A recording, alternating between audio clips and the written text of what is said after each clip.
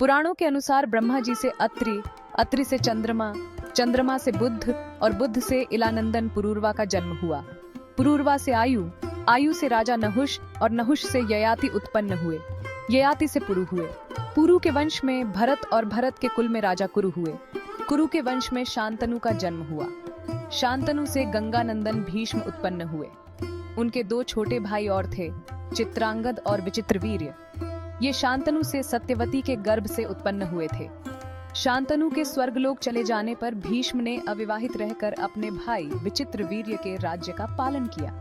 चित्रांगद बाल्यावस्था में ही चित्रांगद नाम वाले गंधर्व के द्वारा मारे गए। फिर भीष्म संग्राम में विपक्षी को परास्त करके काशीराज की 3 कन्याओं अंबा, अंबिका और अंबालिका को हर लाए।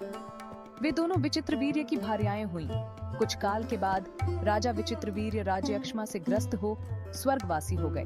तब सत्यवती की अनुमति से व्यास जी के द्वारा नियोग द्वारा अंबिका के गर्भ से राजा धृतराष्ट्र और अंबालिका के गर्भ से पांडु उत्पन्न हुए। गांधारी के गर्भ से धृतराष्ट्र को 100 पुत्रों की प्राप्ति हुई, जिनमें दुर्योधन सबसे बड़ा था और पांडु के युधिष्ठिर, भीम, अर्जुन, नकुल, सहदेव आदि 5 पुत्र हुए। पुराणों के अनुसार ब्रह्मा जी से अत्रि, अत्रि से चंद्रमा, चंद्रमा से बुध और बुध से इलानंदन पुरूरवा का जन्म हुआ। पुरूरवा से आयु, आयु से राजा नहुष और नहुष से ययाति उत्पन्न हुए। ययाति से पुरु हुए। पुरु के वंश में भरत और भरत के कुल में राजा कुरु हुए। कुरु के वंश में शांतनु का जन्म हुआ। शांतनु से गंगानंदन भीष्म उत्पन्न हुए। उनके 2 छोटे भाई और थे, चित्रांगद और विचित्रवीर्य। ये शांतनु से सत्यवती के गर्भ से उत्पन्न हुए थे। शांतनु के स्वर्गलोक चले जाने पर भीष्म ने अविवाहित रहकर अपने भाई विचित्रवीर्य के राज्य का पालन किया। चित्रांगद बाल्यावस्था में ही चित्रांगद नाम वाले गंधर्व के द्वारा मारे गए।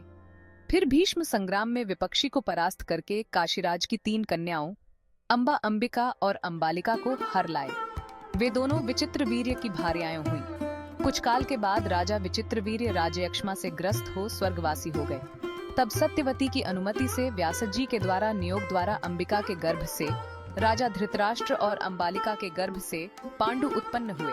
गांधारी के गर्भ से धृतराष्ट्र को 100 पुत्रों की प्राप्ति हुई, जिनमें दुर्योधन सबसे बड़ा था और पांडु के युधिष्ठिर, भीम, अर्जुन, नकुल, सहदेव आदि 5 पुत्र हुए। Make the background music spirituals Mahabharat. In the ancient kingdom of Hastinapura, a pivotal moment was the birth of Bhishma. He was born to King Shantanu and the goddess Ganga. Bhishma, originally named Devavrata, was destined to play a crucial role in the epic saga of the Mahabharata. His birth marked the beginning of a series of events that would shape the fate of the Kuru dynasty. Bhishma, with his unparalleled wisdom and unwavering commitment, became the cornerstone of the Kuru dynasty. As the regent, he ruled with fairness and justice, upholding the values of Dharma.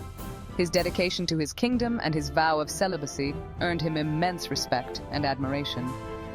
Bhishma's rule was characterized by stability and prosperity, setting a strong foundation for the future generations. The lineage of the Kuru dynasty continued with the birth of Dhritarashtra and Pandu. Dhritarashtra, born blind, was the elder son of Vichitravirya and Ambika. Pandu, the younger son, was born to Vichitravirya and Ambalika. Their births heralded a new chapter in the history of Hastinapura, bringing with them challenges and opportunities that would shape the destiny of the kingdom. The legacy of Dhritarashtra and Pandu was carried forward by their progeny.